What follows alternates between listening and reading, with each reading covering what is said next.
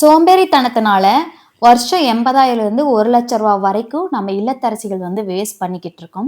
So அதை பத்தி தான் இந்த வீடியோல பார்க்க போறோம். ஒரு குடும்பத்துல சம்பாதிக்கிறது ஒருத்தரா இருக்கலாம். ஆனா அந்த காசை காப்பாத்துறது யாருன்னு பார்த்தா கண்டிப்பா இல்லத்தரசிகளா தான் இருக்கும். ஏன்னா வெளியிருந்து அவங்க சம்பாரிச்சுட்டு நம்ம கையில கொடுக்கும்போது நம்ம குடும்பத்துக்கு என்ன தேவையோ அதை பார்த்துக்கிற ஒரு பொறுப்புல நம்ம இருக்கிறோம். ஆனா அந்த இல்லத்தரசி ஒரு சின்ன சின்ன சோம்பேறித்தனத்தினால வருஷத்துக்கு 80,000 1 லட்சம் வரைக்குமே நம்ம லாஸ் பண்ணிக்கிட்டு இருக்கோம் அப்படின்னு சொன்னா நம்புவீங்களா? இன்னைக்கு நான் சொல்ல போறது உங்களை கிரிட்டிசைஸ் பண்றதுக்காக கிடையாது, உங்களை பவர்ஃபுல்லா மாத்துறதுக்கு தான். இதுல என்ன பேச போறோம் அப்படின்னு பாத்தீங்கன்னா, ஃபர்ஸ்ட் ஒன், நம்ம வீட்டுல காசு வராத பிரச்சனை அப்படிங்கிறது கண்டிப்பா கிடையாது. அந்த வர்ற காசு எப்படி போகுது அப்படிங்கிறது தெரியாததுதான் நம்மளோட ஃபர்ஸ்ட் ப்ராப்ளம். ஃபர்ஸ்ட் ஒன் பாத்தீங்க அப்படின்னா ஃபுட் வேஸ்டேஜ். இன்னைக்கு சமைச்சு வைப்போம், கொஞ்சம் சட்னி அதிகமா இருக்கிறதோ இல்ல ஏதாவது ஒரு குழம்பு ரசம் அப்படின்னு சொல்லிட்டு எக்ஸ்ட்ராவா ஒன்று சமைச்சு வைப்போம். சரி நாளைக்கு அதை வச்சு நம்ம ஃப்ரிட்ஜ்ல வச்சு சாப்பிட்டுக்கலாம் அப்படின்னு சொல்லிட்டு அதை எடுத்து ஃப்ரிட்ஜ்ல வச்சுட்டோம். அடுத்த நாள் அதை கண்டுக்கிறது இல்லை, மறந்துடுவோம், உள்ள போய் ஒளிஞ்சுக்கும். அதுக்கு முன்னாடி வேற எதையாவது நிறைய டப் பண்ணி வச்சிருந்திருப்போம்.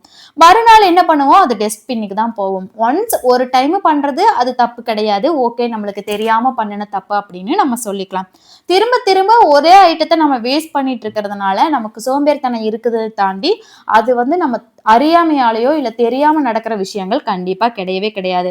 ஒரு நாளைக்கு 50 ரூபாய் வேஸ்ட் ஆச்சு அப்படின்னா 50 ரூபாய் பொருளுக்கான அந்த எசன்ஸ் நமக்கு தேவைப்பட அதுக்கு போட்டிருக்கிற பொருள் எல்லாம் 50 ரூபாய்க்கு வருது அப்படின்னா மாசத்துக்கு 1,500 ரூபாய் நம்ம லாஸ் பண்ணிக்கிட்டு இருக்கிறோம். வருஷத்துக்கு பாத்தீங்க அப்படின்னா 18,000 ரூபாய். அடுத்தது பாத்தீங்க அப்படின்னா offer, buy one get one அப்படின்னு சொல்லிட்டு பாத்திரம், அதுக்கப்புறம் இப்ப ரீசன்ட் டைம்ல எல்லாரும் ட்ரெஸ்ஸஸ் வாங்க ஸ்டார்ட் பண்ணிக்கிறோம். அதுக்கப்புறம் காஸ்மெட்டிக்ஸ் எல்லாம் யோசிச்சு பாருங்க. ஒரு ஃபேஸ் வாஷ் கிரீமோ இல்லைன்னா ஒரு லிப்ஸ்டிக், இந்த மாதிரி நம்ம ஏதாவது சின்ன சின்ன ஐட்டங்கள் நம்ம மனசு ஆசைப்படும். அதை எவ்வளவு வாங்கி வச்சிருக்கிறோம், அதுல எவ்வளவு யூஸ் பண்றோம் அப்படிங்கறத உங்களுக்கு நீங்களே கேட்டுக்காங்க.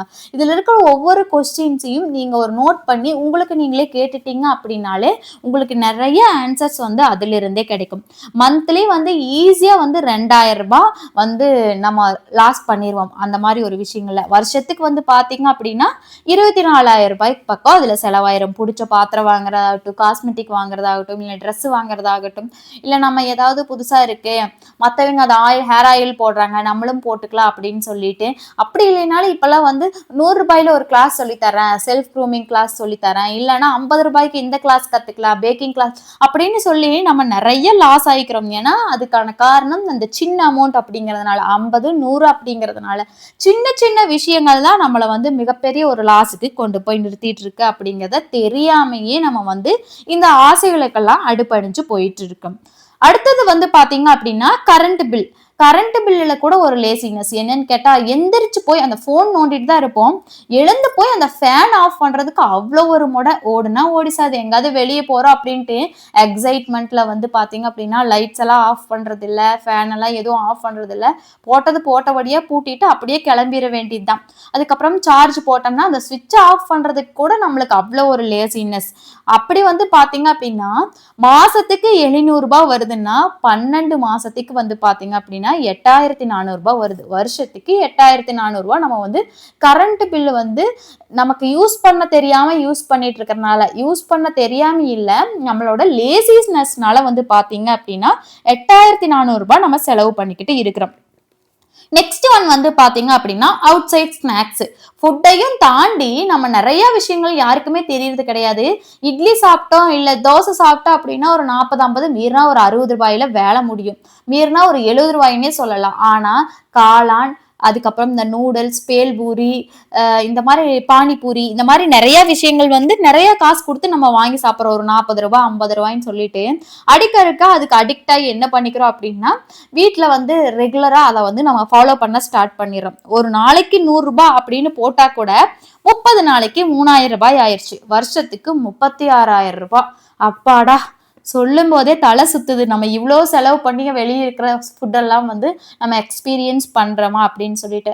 ஆனா அதுக்காக கொஞ்சம் எஃபோர்ட் போட்டு நம்மளே வீட்ல ஹெல்த்தியா செஞ்சோம் அப்படின்னா, நம்மளுக்கும் ஒரு திருப்தி. நம்ம ஒரு விஷயத்த பண்ணிட்டோம் அப்படின்னு.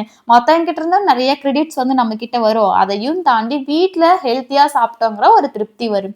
இதுக்கு எல்லாத்துக்கும் மெயின் காரணம் நெறைய Instagram அண்ட் சோசியல் மீடியாஸ் நம்ம பார்க்குறோம். அதுல இருக்கிற ஃபுட்ஸ நாமளும் வந்து எக்ஸ்பீரியன்ஸ் பண்ணி பார்க்கணும் அப்படிங்கிற ஒரு ஆசையில, அத தான் பண்ணி பார்க்க முடியாது அப்படின்னு சின்ன சின்ன கிராமங்கள்லயோ, இல்ல இன்னும் வந்து ஐ மீன் இந்த ஆர்டர் எல்லாம் வராத ஒரு ஏரியால வந்து நம்ம மாரி இந்த மாரி ஒரு காளான், பேல்பூரி இந்த மாரி ஐட்டத்த நம்ம நெறைய விரும்ப ஸ்டார்ட் பண்ணிக்கிறோம். ஆனா அது நம்மளுக்கெல்லாம் ரொம்ப கெடுதல் அப்படிங்கிறது நம்மளுக்கு தெரியாது. என்னதான் சாப்பிட்டு சாப்பிட்டு பழகுனாலும் சம்டைம்ஸ் வந்து ஃபுட் பாய்சன் கூட அதனால நம்மளுக்கு ஏற்படும். அதையும் தாண்டி அதை நிறுத்துற பாடெல்லாம் கண்டிப்பா கிடையவே கிடையாது. இதனால வந்து நம்மளுக்கு லாஸ் ஆகுறது வந்து பாத்தீங்க அப்படின்னா 36,000 ரூபாய். அது போக ஃபுட் பாய்சன் ஆச்சு அப்படின்னா ஹாஸ்பிட்டல் போறது அது தனி செலவு. டோட்டலா சாப்பாட்டுக்கு வேஸ்ட் பண்றது அப்படின்னு சொல்லிட்டு வருஷம் 18,000, ஷாப்பிங்ஸ் அப்படின்னு சொல்லிட்டு 24,000, கரண்ட்டுக்கு அப்படின்னு சொல்லிட்டு வருஷத்துக்கு 8,400 ரூபாய், ஸ்நாக்ஸுக்கு அப்படின்னு சொல்லிட்டு வருஷத்துக்கு 36,000 ரூபாய். மொத்தமா டோட்டல் போட்டா 86,400 ரூபாய் வருது. வருஷம் வந்து சின்ன செலவு தானே, 50 ரூபா தானே, 100 ரூபா தானே, 20 ரூபா தானேன்னு செலவு பண்ணி எவ்வளவு வருதுன்னு பாத்தீங்கன்னா 86,400 ரூபாய் வந்து நம்மளுக்கு வந்து செலவு வருது. சோ இந்த கணக்கெல்லாம் நம்ம எப்படி கணக்கு போடுவோம்? கணக்கே போட மாட்டோம். ஏன்னா இதெல்லாம் நம்ம கணக்குலயே வராத ஒண்ணு. ஆனா வந்து நீ சம்பாதிக்கல, நீ அதை செலவு பண்ற, இதை செலவு பண்ற, அவங்களுக்கு செலவு பண்ற, இவங்களுக்கு முய் வைக்கிற, இந்த முறை செய்யற, அந்த முறை செய்யறேன்னு நல்லா கேட்போம். இதெல்லாம் வந்து கொஞ்சம் நம்ம சோம்பேறித்தனத்தை விட்டுட்டு ஒரு சில விஷயங்களை கடைபிடிச்சா போதும், நம்ம மேல அவங்களுக்கும் ஒரு ரெஸ்பெக்ட் வந்து வரும். சேஞ்ச் பண்ணுனா வீடு எப்படி இருக்கும்? இந்த ஹேபிட்ஸ் எல்லாம் சேஞ்ச் பண்ணா வீடு எப்படி இருக்கும்? கிச்சன் கிளீன், அதாவது என்ன சொல்றது அப்படின்னா கிச்சன் கிளீனா இருந்தாலே வீட்டுக்குள்ள போய் நம்ம கிச்சன்ல சமைக்கிறதுக்கு ஒரு இன்ட்ரெஸ்ட் வரும். கிச்சன் வந்து நைட்டு போட்ட பாத்திரம் எல்லாம் வட்டலெல்லாம் அப்படியே இருந்து கழுவாம அப்படியே எல்லாமே கசகசன்னு திறந்து வச்சுக்கிட்டு எதுவுமே கொண்டு போய் டஸ்ட்பின்ல போடாம எதையுமே வந்து எடுத்து வீசாம இருந்துச்சு அப்படின்னா அப்படியே மெஸ்ஸியா இருக்கு. அதை போய் கிளீன் பண்ணி சமைக்கிறதுக்கு கடையிலேயே வாங்கிக்கலாங்கிற ஒரு மென்டாலிட்டி வந்து வந்துடும்.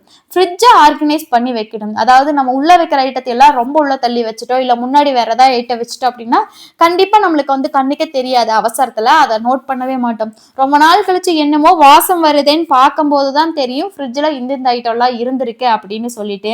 அது வந்து யாருக்குமே நடக்காம இருக்காது அப்படின்னு நான் சொல்லுவேன். ஏன்னா எப்பேற்பட்டவங்களா இருந்தாலும் ஏதோ மாசத்துல 1-2 டைம் இந்த மாதிரி மிஸ் ஆகிறது இயல்புதான். ஆனா அதைவே ஒரு ரொட்டீனா வச்சுட்டு இருக்கிறது அப்படிங்கிறது மிகப்பெரிய ஒரு சோம்பேறித்தனம். அதுக்கப்புறம் கிராசரிஸ் லிஸ்ட் இல்லாம வெளியே போகக்கூடாது. அப்படி போனோம் அப்படின்னா அது தாறுமாறாதான் செலவாகும்.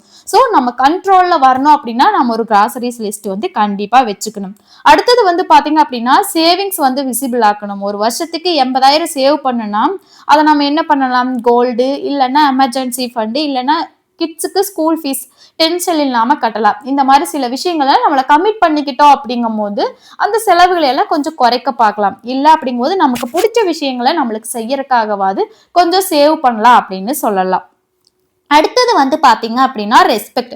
ஹஸ்பண்ட் கூட ஃப்ரெண்டு கிட்ட போய் சொல்லுவாரு, இப்பெல்லாம் என்னோட ஒய்ஃப் வந்து ரொம்ப ஸ்மார்ட்டா மேனேஜ் பண்றதுக்கு கத்துக்கிட்டாங்க அப்படின்னு சொல்லிட்டு. நம்ம கிட்ட சொல்றாங்களோ இல்லையோ வெளியே வந்து அந்த ப்ரெஷர் இல்லாம இருக்கிறதே வந்து அவங்களுக்கு நல்லாவே ஃபீல் ஆகும். அடுத்தது வந்து பாத்தீங்க அப்படின்னா இந்த நம்ம பண்ற இந்த டிசிப்ளின்ஸ் எல்லாம் வந்து பாத்தீங்க லேசினஸ் எல்லாம் இல்லாம நம்ம அழகா ஒரு ரொட்டீனை எஃபோர்ட்லெஸ்ஸா பண்றோம் அப்படின்னா நம்மளோட கிட்ஸுக்கும் வந்து ஆட்டோமேட்டிக்கலி பட்ஜெட் வந்து லேர்ன் பண்ணிப்பாங்க. அதையும் தாண்டி நம்மளை பார்த்து அவங்களும் நிறைய விஷயங்கள் கத்திருப்பாங்க. இதை யாருமே இல்லைன்னு மறுக்கவே முடியாது. ஏன்னா நாம பண்ற பழக்கங்களே தான் நம்ம குழந்தைகிட்ட இருந்தும் நம்ம பார்க்க முடியும். நீங்க சொல்லுங்க, நீங்க அதிகமா கோவப்படுற ஆளா இருந்தா நம்மள எவ்வளவு சொல்லியும் நம்ம கேட்கல அப்படின்னா அந்த குழந்தைங்க நம்ம கிட்ட அதே இதைத்தான் திருப்பி நம்ம கிட்ட காமிப்பாங்க. இதே நாமளும் எல்லாரும் கிளீன் பண்றோம் அப்படின்னா நம்ம கூட சேர்ந்து அவங்களும் கிளீன் பண்ணி தர்றாங்கன்னா ஆட்டோமேட்டிக்கா அந்த குழந்தைகளும் வந்து நம்மளுக்காக ஏதாவது ஒரு சப்போர்ட் கண்டிப்பா பண்ணுவாங்க. இதுல ஒரு 7 விஷயம் மட்டும் மெயின்டைன் பண்ணினா போதும். ஃபர்ஸ்ட் ஒன் வந்து பாத்தீங்க அப்படின்னா வீக்லி மீல் பிளான். இந்த வீக்லி மீல் பிளான் போட்டு வச்சுட்டீங்க அப்படின்னா நீங்க வாரத்துல ஒரு நாள் மட்டும்தான் கடைக்கு போவீங்க அப்படின்னு நான் சொல்றேன். அதுவுமே வந்து ஏதோ ஒண்ணு சரி வா வெளியே போலாம் அப்படிங்கிற மாதிரி இதுவுமே இருக்கக்கூடாது. ரெகுலரா யூஸ் பண்றவங்களுக்கு ஓகே, ஒன் டே கம்மியாகிறது இட்ஸ் ஓகே அப்படின்னு நான் சொல்லுவேன். மீல் பிளான் இருக்கும்போது எந்த ஒரு தாட்ஸும் வராது. அதாவது என்ன பண்ணலாம் ஏது பண்ணலாம் அப்படிங்கிறது. அதுக்கப்புறம் வந்து பாத்தீங்க அப்படின்னா சண்டே வந்து ஃப்ரிட்ஜை கிளீன் பண்ணி வந்துடுது. சாட்டர்டே போய் காய்கறி வாங்கிட்டு வரோம், இல்லை சண்டே காய்கறி வாங்கிட்டு வரோம்னா அதை வந்து கிளீன் பண்ணி எடுத்து வச்சுட்டோம் அப்படின்னா ஃப்ரிட்ஜை பார்க்கறதுக்கும் நீட்டா இருக்கும். என்னென்ன இருக்கு அப்படிங்கிறதையும் ஈஸியா நம்மளால அனலைஸ் பண்ண முடியும். தேர்ட் ஒன் வந்து பாத்தீங்க அப்படின்னா ஷாப்பிங் லிஸ்ட். கண்டிப்பா இந்த ஷாப்பிங் லிஸ்ட் நம்ம கையில இருக்கணும். நம்ம என்ன வாங்கணும் என்ன வாங்கக்கூடாதுன்னு நம்மளுக்கு தெரிஞ்சா மட்டும்தான் நம்ம போன வேலையை பார்த்துட்டு வருவோம். அப்படி இல்லைன்னா நம்ம கண்ணு அலப்பாயும் காலும் கண்ட வாக்குல போய் என்னென்ன வேணுமோ அது எல்லாத்தையும் எடுத்துட்டு வந்து நம்மளோட பேஸ்கெட்ல போட்டுரும்.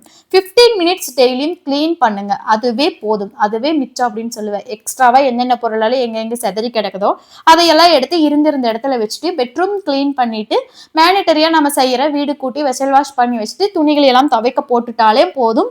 வீடு வந்து ஒரு அளவுக்கு நீட்டா 80% வந்து நீட்டாவே மெயின்டைன் ஆகும். 5th வந்து பாத்தீங்க அப்படின்னா ஸ்நாக்ஸ். வீக்லி வந்து ஒன் டே மட்டும் அது பிளான் பண்ணிக்கோங்க. ஸ்நாக்ஸ் ஏதாவது சாப்பிட்றீங்க அப்படின்னா, இல்லைன்னா வீட்லயே ஏதாவது செஞ்சு பாருங்க. இப்பெல்லாம் ஹெல்தி லட்டெல்லாம் செய்யறாங்க. அப்படி இல்லாட்டி சின்ன சின்ன சின்ன சின்ன ரெசிபிஸ் எல்லாம் இப்பெல்லாம் நிறைய இருக்குதுங்க. நம்ம வீட்லயே செய்யும் போது ஹெல்த்தியாகவும் இருக்கலாம், நம்மளுக்கும் வந்து ஒரு புது எக்ஸ்பீரியன்ஸ் கிடைச்ச மாதிரி இருக்கு. எல்லாரும் வந்து மாமியார் சண்டை மாமனார் சண்டை இல்ல பக்கத்து சண்டை நம்ம வீட்டு பிரச்சனை அதை இதையும் யோசிக்காம மைண்ட் இந்த மாதிரி நம்ம டைவர்ட் கூட பண்ணலாம். 6th வந்து பாத்தீங்க அப்படின்னா கரண்ட்டை கண்ட்ரோல் பண்ற ஹேபிட் இருந்துச்சுன்னா போதும், நம்மளுக்கு ஆட்டோமேட்டிக்கா நம்மளால சேவிங்ஸும் ஸ்டார்ட் ஆயிரும். நம்ம கிட்ட ஒரு டிசிப்ளினும் தெரியும். நாம மெச்சூர் ஆகிறதுனால நம்ம குழந்தைகளும் நம்ம கிட்ட இருந்து லேர்ன் பண்ணிப்பாங்க. 7th வந்து பாத்தீங்க அப்படின்னா மிகப்பெரிய ஒரு விஷயம், நம்மளோட பட்ஜெட்டை நோட் பண்ணி மெயின்டைன் பண்ணி வைக்கிறது. இப்படி நோட் பண்ணி மெயின்டைன் பண்றதுனால ஒரு சில தவறுகள் நடந்தாலும் அது நம்ம கண்ணுக்கு தெரியறதுனால அதை மாத்திக்க ட்ரை பண்ணுவோம். அட்லீஸ்ட் அந்த தவறு நடக்குது அப்படிங்கறதையாவது அனலைஸ் பண்றதுக்கு ரொம்ப ரொம்ப ஹெல்ப்ஃபுல்லா இருக்கும். இல்லத்தரசி வீட்டுக்கு சம்பளம் வாங்க மாட்டாங்க, ஆனா இந்த இல்லத்தரசி தான் வீட்டோட ஃபினான்ஸ் மினிஸ்டர் அப்படின்னு நான் சொல்லுவேன். உங்க சின்ன டிசிப்ளின் உங்களோட குடும்பத்தோட ஃபியூச்சர் வந்து என்ன சொல்லணும் அப்படின்னா மிகப்பெரிய ஒரு சேஞ்சை கிரியேட் பண்ணி கொடுக்கும். நாம சின்ன சின்ன விஷயங்கள் மட்டும்தான் நம்ம ஃபாலோ பண்ண ஸ்டார்ட் பண்ணாலே போதும், நம்மளோட ஃபேமிலி அண்ட் நம்ம வீட்டில் இருக்கிற எல்லாருமே வந்து ஹாப்பியா அதையும் அவங்களும் டிசிப்ளினை ஃபாலோ பண்ணக்கூடிய ஒரு பர்சனா இருப்பாங்க. மாற்றத்தை மற்றவங்க கிட்ட இருந்து எதிர்பார்க்காதீங்க, அந்த மாற்றத்தை நீங்க கொண்டு வர ட்ரை பண்ணுங்க. இன்னைக்கே சோம்பேறித்தனமா இருக்கிறீங்க அப்படின்னா அதை தெரிஞ்சுக்கிட்டதுனால சந்தோஷப்படுங்க. நாளையிலிருந்து சின்ன சின்ன விஷயங்களா நீங்க உங்களை மாத்திக்கிட்டீங்க அப்படின்னா கன்ஃபார்ம் உங்களோட குழந்தைங்க உங்களை பார்த்து ஒரு நல்ல விஷயத்த கத்துக்கிறாங்க அப்படிங்கிற திருப்தியோட நாமளும் டிசிப்ளினா இருக்கிறங்கிற திருப்தி வரும்.